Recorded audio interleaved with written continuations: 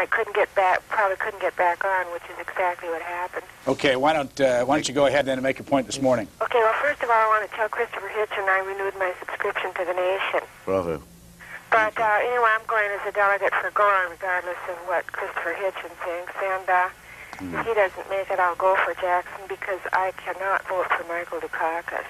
Why is that, caller? Well, I think he's pompous and arrogant, and I think there's a certain amount of harassment by his people at the caucuses, and I heard that from other precincts also. In other words, they implied to me that if Gore didn't get enough, that I'd have to go with Dukakis, and different things like that. I mean, especially with older citizens. But I won't vote in this election if he gets nominated, I'm sorry to say. And that'll be the first vote I haven't cast since I cast my vote for Harry Truman. All right, thank you. Chris Hitchens? Well, I must say I'm surprised. I mean, Dukakis doesn't normally arouse strong anti-emotions of that sort. His problem, I think, is on the whole that he doesn't arouse enough emotion in the first place. Canton, Ohio. Good morning. Thanks, sir. I'm a C-SPAN nut. My question is to Mr. Plesczcynski. When he made the statement that Jesse Jackson putting his arm around Castro, I wonder if he feels that that is so much more than taking Bibles to Iran and selling them planes. Also, if it's worse still than dealing with all these countries and their drug running, as does the president and this present administration. I'll put it that way. Wlady? I didn't catch the last part of the question, but about the first, of course, it's incredible that one should not sell guns to. I mean, it's contemptible that one should sell guns to Iran. But again, this has nothing to do with Castro and Jackson. Jackson traveled to Fidel Castro because he admires Fidel Castro. He likes Fidel Castro's political style, and that's the kind of style he'd like to impose on the rest of us. I hope Americans are smart enough to realize that. Las Cruces, New Mexico. Go ahead, please. Good morning, Brian. Morning. I have a statement to make, short one, about Nixon. It wasn't what he did, it's how he did it. And he set a precedent that no American ever knew about before. He almost destroyed everything, especially the young people. They say, let the hell the president get by with so tonight. Now, here's my theory on the Democratic Convention. There will be no candidate, and they will draft Mario Cuomo. The other candidates will have power with their electoral vote, with their votes, their delegates, and Jesse Jackson will be given the highest job in the cabinet possible, and the rest of them will be used too. But the Democrats want to win this election, and they can, and I'm sure they're hoping that Bush gets it, because I agree with Hitchens that it's the hope of the Democratic Party to run against a Texan like Bush, because they can cut him to ribbons. All right, thank you. The photos you were seeing is from the New York Times on Sunday, and I was going to ask the general question following on this gentleman's call from Las Cruces. Will one of these men here be the next president of the United States? I think so, yes. The one in the largest picture. Chris? I think that any one of the smaller pictures would be better than the large picture, and I think that probably if Michael Dukakis can get locked up early enough and get over the squabble and make an honorable agreement with Jesse Jackson, then, as the Democrats were saying the other day, if they can't beat Bush, they should be in another country. Any chance that the gentleman from Las Cruces is right about Mario Cuomo? Not now. I think people have stopped talking like that. I mean, you know, for one thing, what is so great about this man that he should be summoned in a time of crisis? Having contributed nothing to the campaign. Once he becomes a candidate, he'd look pretty feeble. New York City, go ahead, please. Yes, good morning, C-SPAN. Morning. My question is going to be from the gentleman from The Spectator. But I'm from New York. Mario Cuomo is basically a media creation. The media, after they saw his extreme left-wing speech at the Democratic National Convention, where he blamed Ronald Reagan for murdering nuns in El Salvador, the news media went crazy. They see him as their last chance to bring socialism back to America, and he's not going to sell to the American people. But my question is this. In the New York Times yesterday, they did another one of their polls, and in that poll it showed that only 18% of the American people now have faith in the national news media. And, of course, that's because most of the news media holds the same views as the fella from The Nation there on the left. And people are beginning to see through, and have seen through for many years now, that the national news media really is not a news organization. It's a left-wing activist group that's trying to change America. Now, my question to the fellow from the Spectator is this.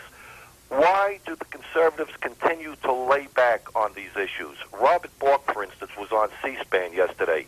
He pointed out, point by point, the smears and the lies that were allowed to go over the news media, never challenged, that knocked him out of the box of Supreme Court. There's the story of CISPA, when the national news media did the story on Committee in Solidarity with the People of El Salvador. It was never pointed out that this was a Communist Front group. It's never pointed out that Jesse Jackson is backed by the Communist Party, Gus Hall, the Communist Party USA. These things, now we know that the news media is going to continue to cover up these sins of the left, but why doesn't the conservative movement, the conservative press in this country, which I know is small, but why don't they expose these things? Caller, let me ask you, how do you know that the Communist Party backs Jesse Jackson? Well, because it has been reported in, for instance, the New York City Tribune, which is a conservative newspaper, and the New York Post had an article on it a while ago. Okay, let me ask you a technical question. Do you blame Jesse Jackson for that, or do you blame the Communist Party? In other words, who's to blame for somebody supporting you? Well, I'm going to tell you something funny.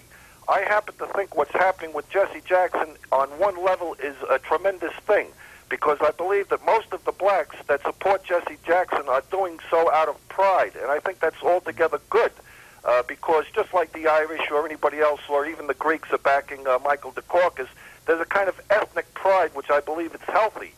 So on the one level, it's good. On the other level, it's very sad that Jesse Jackson really shares the same type of views of Fidel Castro, which he does.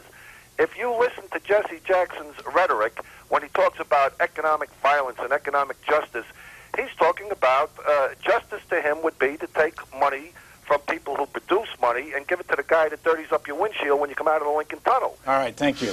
Mr. Plesczcynski? Well, I mean, the caller sort of addressed some of the basic issues in American public life. There clearly is in the media a kind of left-liberal bias. I won't go all the way and say it's completely communist or Marxist, but it's just, in our culture, it's not nice to be too anti-communist, too radically anti-communist. It's a bad tone, and so you just don't do it. Chris? Well, what can you say? So what do you say? His editor, Emmett Tyrrell, has a column in the Washington Post, which no one of my political opinions does. There isn't a single syndicated columnist in the country, actually, who calls himself a socialist. You call yourself a socialist? Yes, I do. Now, the other day... No, liberals.